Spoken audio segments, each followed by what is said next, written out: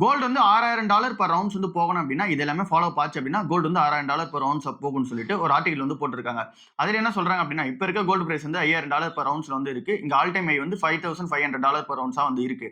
So அப்படி இருக்கும்போது $6000 per ounce வந்து 2026 எண்டுக்குள்ள போகணும் அப்படின்னா, என்னென்ன மாரி இங்க மெட்ரிக்ஸ் இருக்கணும் அப்படின்னு சொல்லி பார்க்கும்போது, ஃபர்ஸ்ட் இங்க யுஎஸ் டெப்ட் வந்து அதிகமாயிட்டே போயிட்டு இருக்கு. $39 டிரில்லியன் வந்து டெப்ட் வந்து இருக்கு. இங்க வருஷத்துக்கு $1 டிரில்லியன் இங்க இன்ட்ரெஸ்ட் வந்து கட்டிட்டு இருக்காங்க. சோ அப்படி இருக்கும்போது இங்க யுஎஸ் எக்கனாமி கொஞ்சம் வந்து இங்க பிரஷர்ல இருக்க மாரி வந்து ஃபீல் பண்றாங்க.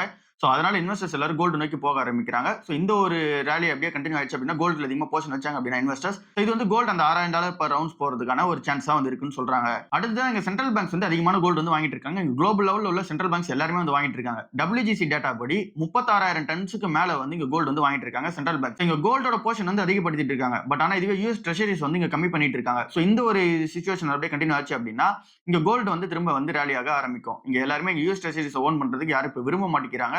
ஏன் அப்படின்னா சாங்ஷன்ஸ் எதனா போட்டுருவாங்க அப்படின்ற ஒரு எக்ஸ்பெக்டேஷன்ஸ் வந்து இருக்க ரீசனால அதனால கோல்டு எல்லாருமே அதிகமா வாங்குறாங்க. அப்புறம் இங்க டாலர் வந்து ஷார்ப்பா விழுது. அப்புறம் இன்ட்ரெஸ்ட் ரேட்டும் வந்து இங்க அக்ரெசிவா வந்து கட் பண்றாங்க அப்படின்னா கோல்டு வந்து ஒரு சாதகமா வந்திருக்கும். இப்ப இருக்க சிச்சுவேஷன் படி இங்க டாலர் வந்து கொஞ்சம் அப்ஸ் அண்ட் டவுன்ஸ் வந்து போனாலுமே இங்க டாலர் கொஞ்சம் வீக்கா தான் வந்திருக்கு. அப்புறம் இங்க அக்ரெசிவான ரேட் கட் நடக்கும் அப்படின்ற எக்ஸ்பெக்டேஷன்ஸும் மார்க்கெட்ல கொஞ்சம் கொஞ்சமா வந்து இருக்கு. சோ இதுவும் வந்து கண்டினியூ ஆச்சு அப்படின்னா இங்க $6000 பெர் அவுன்ஸ் போகும்னு சொல்லி சொல்றாங்க. இங்க அடுத்த ஒரு மேஜரான ஒரு மெட்ரிக்ஸ் வந்து பார்க்கணும். அது வந்து இந்த ஜியோபொலிட்டிக்கல் டென்ஷன்ஸ் அப்புறம் இங்க பினான்சியல்ஸ்லாம் எப்படி இருக்கு, எக்கனாமிக் கண்டிஷன் வந்து எப்படி இருக்கு அப்படின்னு சொல்லிட்டுலாம் வந்து பார்க்கணும்.